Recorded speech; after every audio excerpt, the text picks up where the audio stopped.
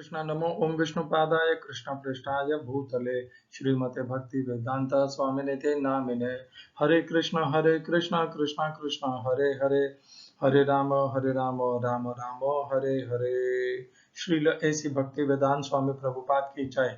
आचार्य महात्मा गांधी जी की जय। भगवद गीता 2020 में आपका स्वागत है। 90वां अध्याय समाप्ति के बहुत ही समीप है।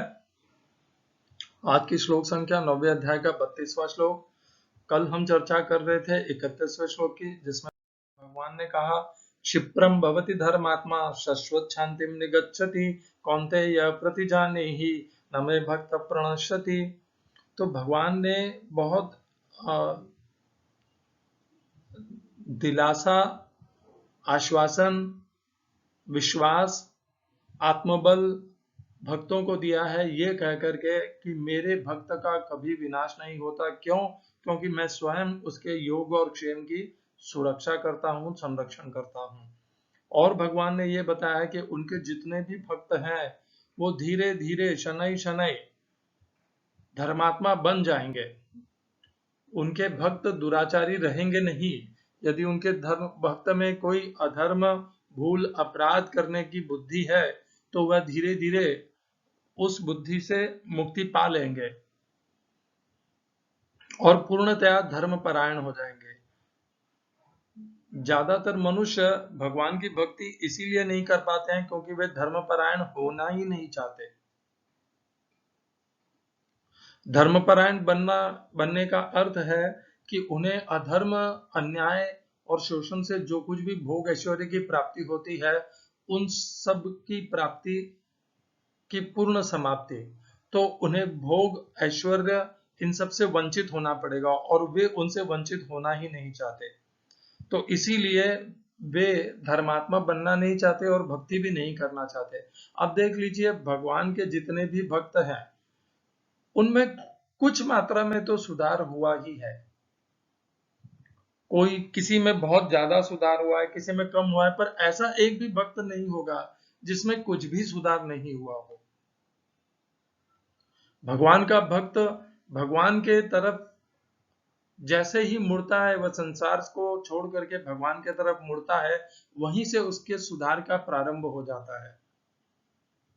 इस्कॉन में तो ये नियम है, आप जैसे ही इस्कॉन को स्वीकार करते हैं, इस्कॉन के पथ पर चलने के भी प्रयत्न करते हैं, तो सबसे पहले आपसे 3 वचन ले लिए जाते हैं।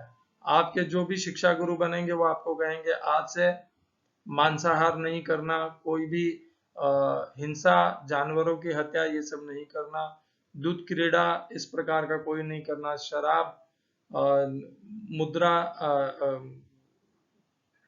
व्यसन और क्या कहते हैं इसे, इस प्रकार की नशाखोरी का कोई सेवन नहीं करना। और चौथा, मैंने 3 कह दिया, चौथा पर स्त्री गमन नहीं करना।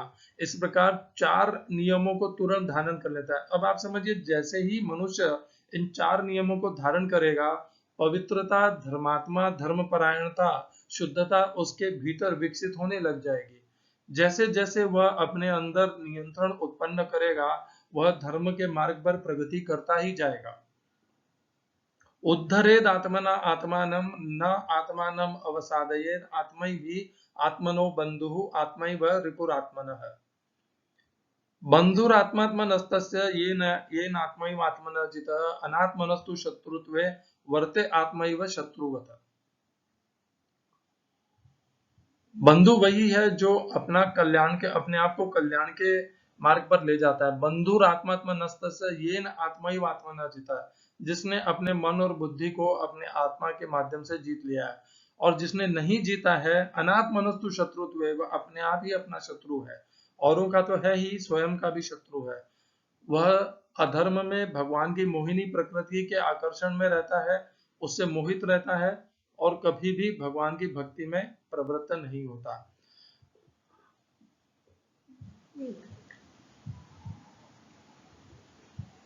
तो धर्मात्मा कौन है? तो धर्मात्मा जैसे जैसे हम बनते जाते हैं, धर्मात्मा बनने का अर्थ क्या होता है? धर्मात्मा है कि धर्म का आचरण।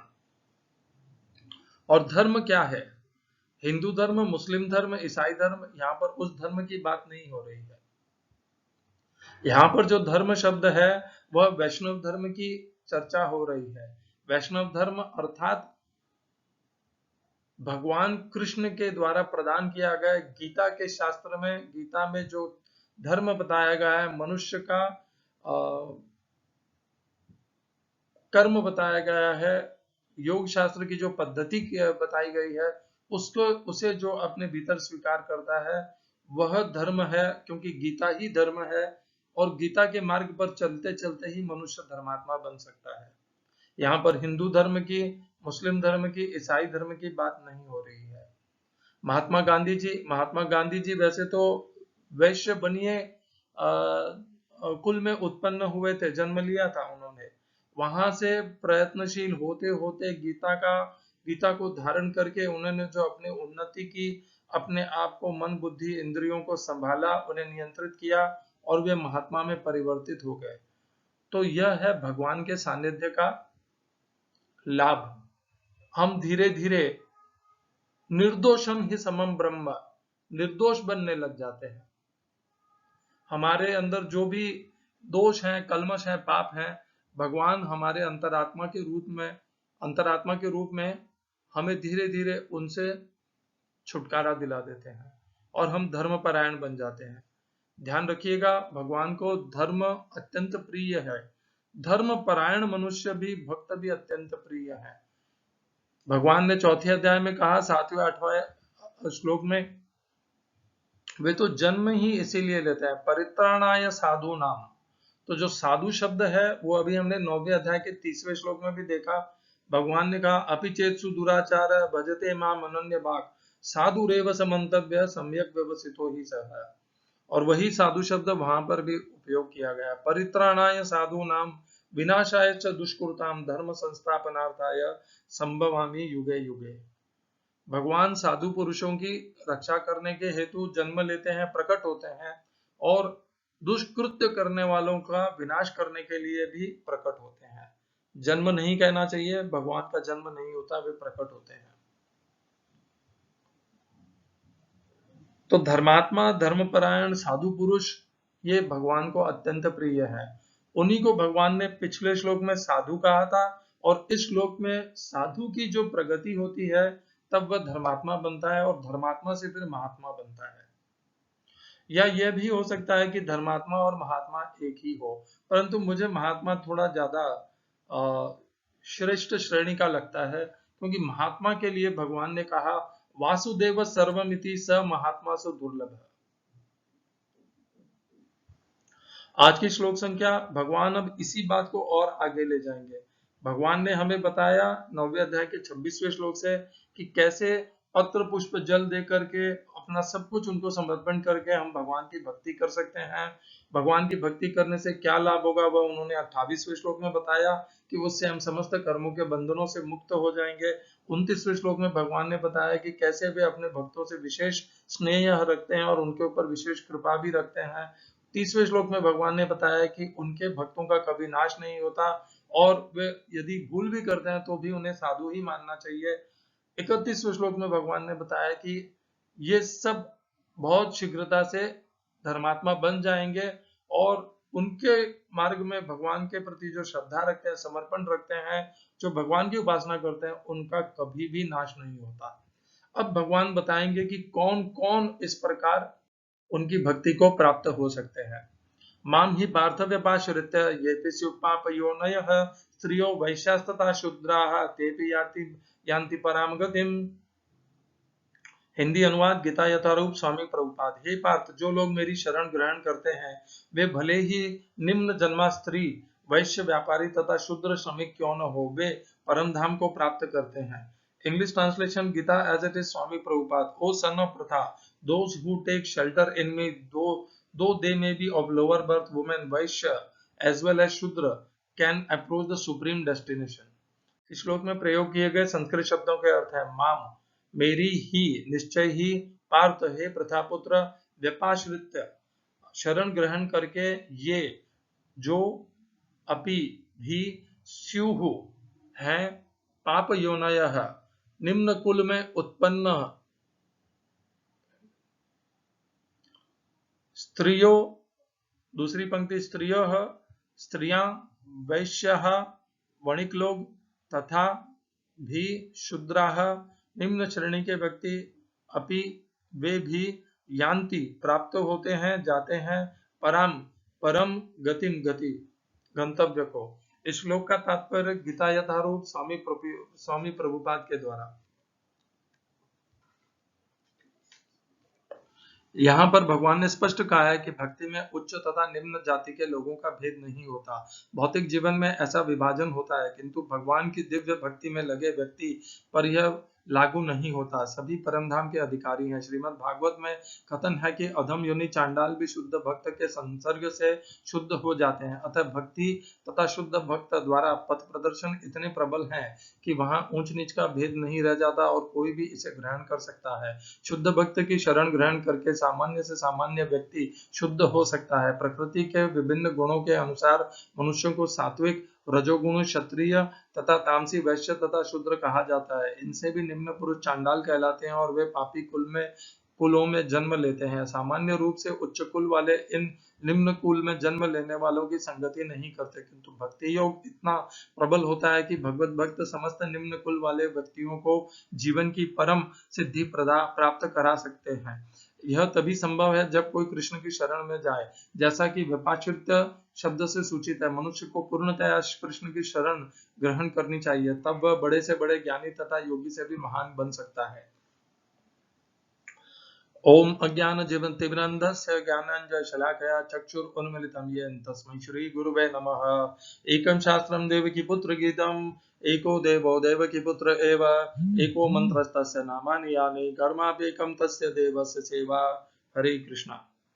माम ही पार्थ व्यपाश्रित, मेरी शरण में आकर के मेरी शरण ग्रहण करके ये पिस्यु पाप योनाया, तो निम्न कुल में उत्पन्न, तो या तो जैसे प्रभुपाद ने किया है, प्रभुपाद ने पाप योनि, ये स्त्री वैश्य शूद्र इन तीनों को पाप योनि कहा है और पाप योनि भिन्नता से नहीं ली है, परंतु इसका अर्थ यह होता है कि स्त्री वैश्य और शूद्र जन्म से ही पापी होते हैं।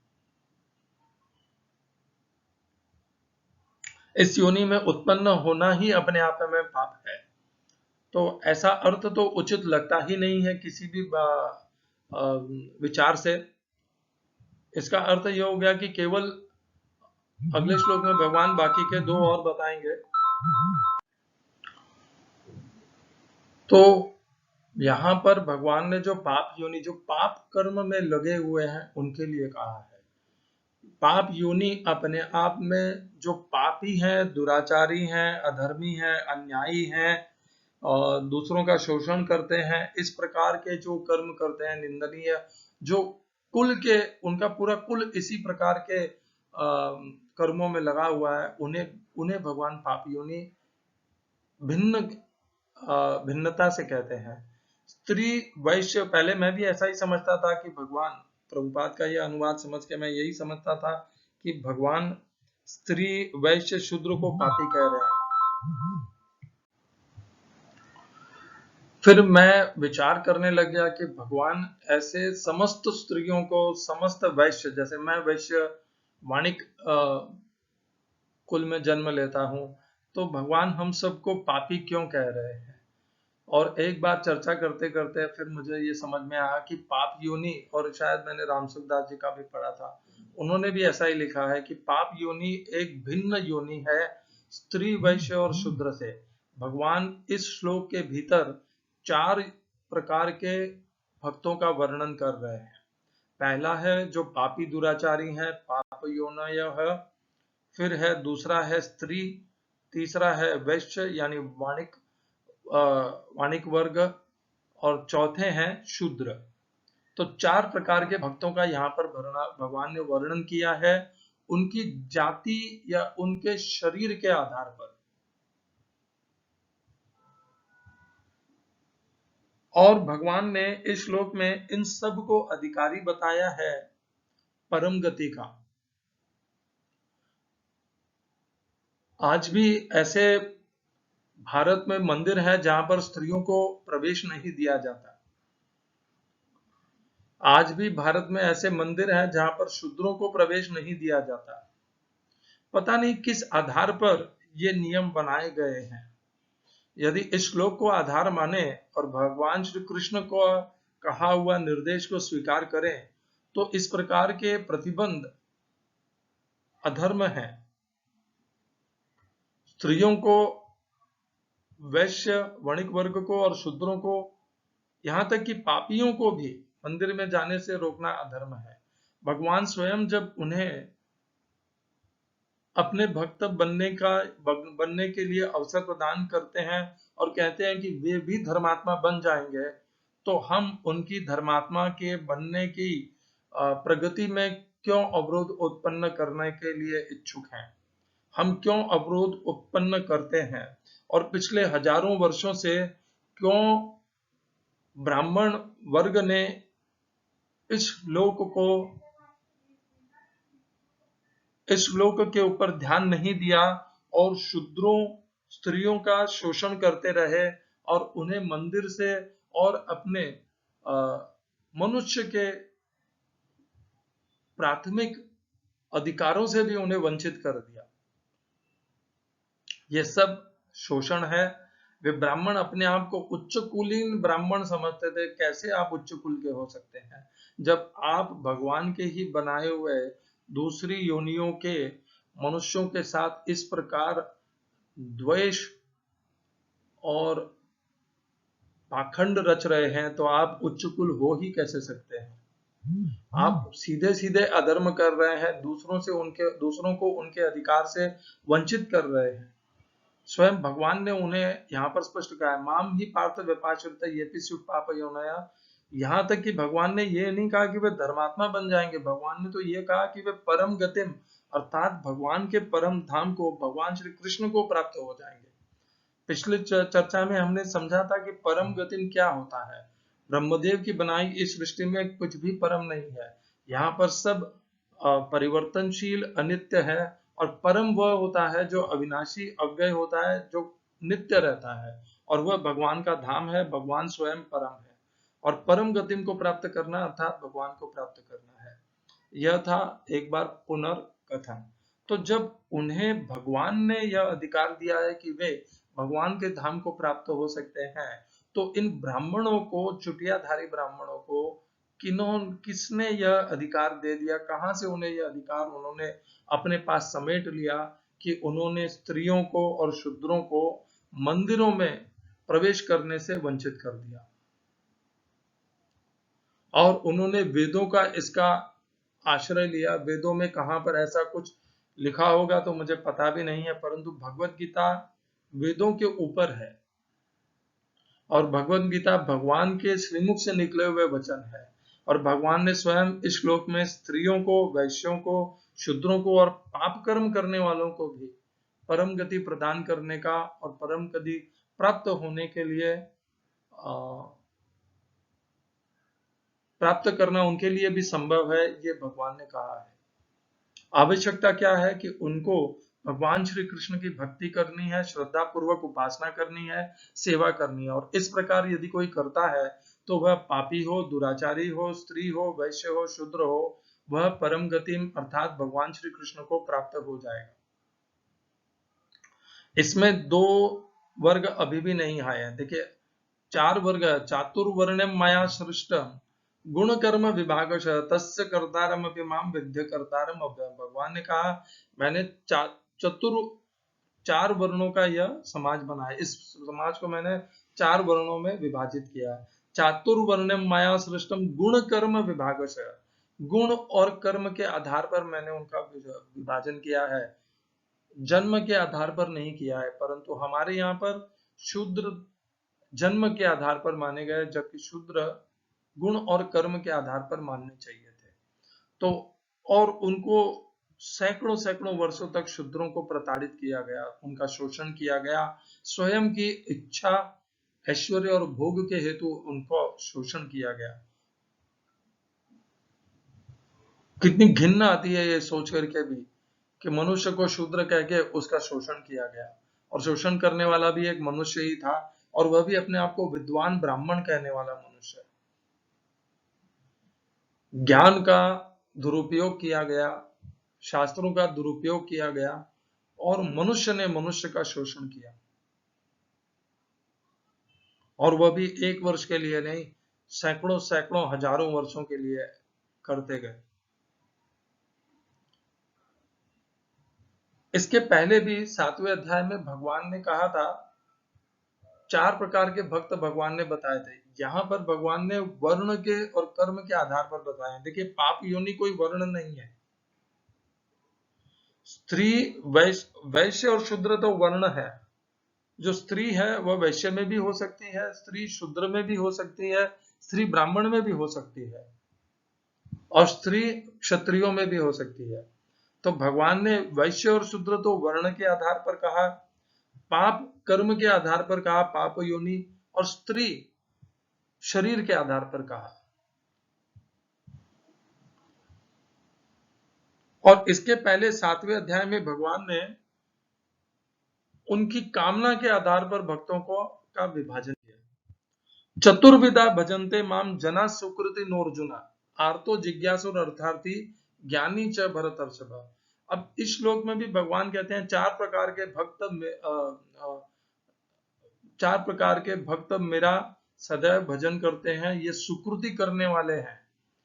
पहला आर्त, अर्थात जो भयग्रस्त है और जिसको दुख है, जो दुख से शोकाकुल है, कष्ट है, ऐसे इन्हें आर्त कहते हैं। यहाँ पर भगवान ने वर्ण का आधार नहीं लिया, यहाँ पर भगवान ने जन्म का आधार नहीं लिया, ना केवल उनके स्वभाव का आधार लिया कि ये कष्ट में है और शोक में है, ये आर्त है, मेरे पास अपने कष्ट, दुख और शोक का निवारण के लिए आए हैं। दूसरा जिज्ञासु, उन्हें कष्ट नहीं है, वे जानना चाहते हैं, ज्ञान को प्राप्त करना चाहते हैं, अभी ज्ञानी बने नहीं हैं, जिज्ञासु हैं, तत्व को जानना चाहते हैं, जिज्ञासु है, अर्थात तो ब्रह्म जिज्ञासा, ये भी उनका स्वभाव है। अर्थार्थी, जिन्हें अर्थ, धन, संपत्ति, भूमि, इनका अत्यधिक कामनाएं हैं और वे अपनी कामना की पूर्ति के हेतु भगवान श्री कृष्ण के शरण में आते हैं। उनका धन का लोभ अभी मिटा नहीं है, ये भी स्वभाव है। क्यों? क्योंकि ब्राह्मण भी लोभी हो सकते हैं, अर्थार्थी हो सकते हैं। हम जानते भी हैं अनेकों ब्राह्मणों को कि जो अर्थार्थी हैं, और वणिक वर्ग में भी ऐसे हैं, शूद्र वर्ग में भी ऐसे हैं, स्त्रियां भी ऐसी हैं। तो ये स्वभाव है। और ज्ञानी, ज्ञानी भी एक स्वभाव है जो पूर्णतया संतुष्ट है, जिसने भगवान को जान लिया है, मान लिया है। वासुदेववत् सर्वमिति स महात्मा सुदुर्लभ है। तो यहाँ पर 7वें अध्याय के 16वें श्लोक में भगवान ने जो अपने 4 प्रकार के भक्तों का विभाजन किया, यह उनके स्वभाव के आधार पर किया।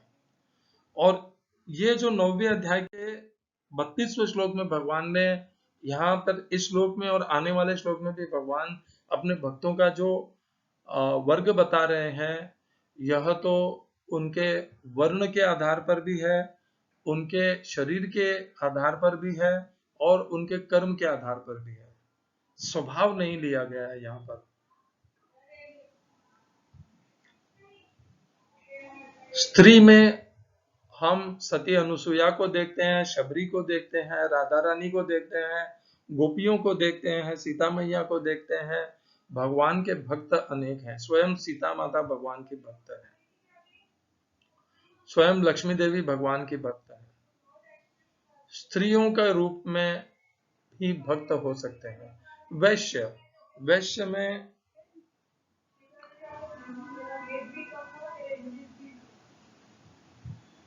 मुझे पुराने शास्त्रों का तो नहीं पता, परंतु वैश्य वर्ग में महात्मा गांधी जी भगवान के भक्त हैं। शूद्र, शूद्र में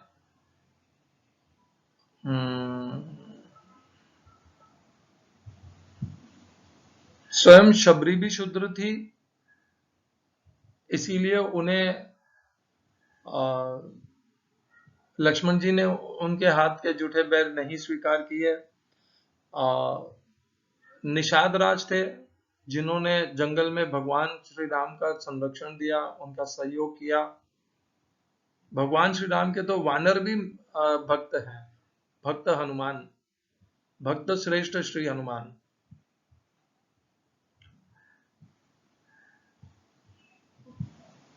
इस प्रकार शूद्र जाति में भी भगवान के अनेकों भक्त हैं, और पाप योनि, पाप करने वाले भी भगवान के अनेकों भक्त हैं।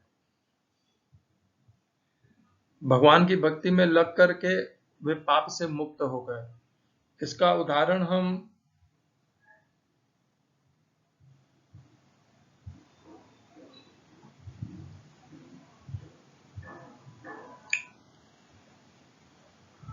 किनको लें, मुझे इस समय तो ध्यान नहीं आ रहा है। तो जो भी बहुत से पापी भी हैं जो भगवान की भक्ति करके पवित्र हो गए और भगवान के परम गति को प्राप्त हुए। कहने का भाव यह है कि ये सभी वर्णों में, सभी वर्गों में भगवान के भक्त हो सकते हैं, हम सभी हो सकते हैं। हमारे ऊपर कोई भी बंधन नहीं है कि हम भगवान के भक्त नहीं बन सकते। भगवान ने अपने भक्त बनने के द्वार सबके लिए खुले रखे हैं। ये तो वो क्रूर कर्मी ब्राह्मण हैं जिन्होंने भगवान के द्वारों को बंद कर दिया शूद्रों के लिए और स्त्रियों के लिए। अत्यंत क्रूर कर्मी है, स्वभाव से क्रूर है एकदम। जिन द्वारों को भगवान ने सबके लिए खोल रखा है कि आप सब मेरी भक्ति कर सकते हैं, उन ब्राह्मणों ने अपने आप को भगवान का दूत समझ करके स्त्रियों और शूद्रों के लिए भगवान के द्वार बंद कर दिए। पापियों के लिए तो वे नहीं कर पाए, क्योंकि पापियों को तो वे पहचान ही नहीं सकते कि कौन पाप कर्मी है। वैसे तो महात्मा बुद्ध ने जिस अंगुलीमाल का भी उद्धार किया, वह भी पहले अंगुलीमाल नरभक्षी हो गए थे, राक्षस हो गए थे। पहले तो मनुष्य ही थे वे, फिर नरभक्षी होकर के राक्षस हो गए, शूद्र भी हो गए। स्वयं राजा हरिश्चंद्र चंडाल बन गए थे, चंडाल बन करके फिर उनका उद्धार हुआ। जैसे जैसे जीवन में जो जो प्राप्ति हुई वो करते गए। मैं ये नहीं कहता वे शूद्र ही थे जन्म से, मैं तो केवल बता रहा हूं कि कैसे कैसे परिवर्तन हुआ। शूद्र भी बन गए और फिर वापस अपनी दिव्यता को प्राप्त हो गए, और वैसे ही मनुष्य से अंगुलीमाल बने और भगवान बुद्ध की शरण में आकर के पुनः धर्मात्मा बन गए। तो देखिए, भगवान की भक्ति में शक्ति है, धर्मपरायणता है, दृढ़ता है, संघर्ष है। जैसे प्रभुपाद ने कहा कि भक्ति तो माया के विरुद्ध एक संघर्ष है, खुला खुला चुनौती है, खुली खुली चुनौती है कि हम तुझ पर विजय पाएंगे। क्योंकि जब तक माया पर विजय नहीं पाएंगे, इस सृष्टि को, इस परिवर्तनशील अनित्य सृष्टि को, जन्म मृत्यु के चक्र को हम छोड़ा नहीं पाएंगे। आगे आने वाले श्लोक में भगवान और भी दो वर्गों की चर्चा करेंगे, वह हम कल करेंगे। हरे कृष्णा। श्रील एसी भक्ति वेदांत स्वामी प्रभुपाद की जय। आचार्य महात्मा गांधी जी की जय।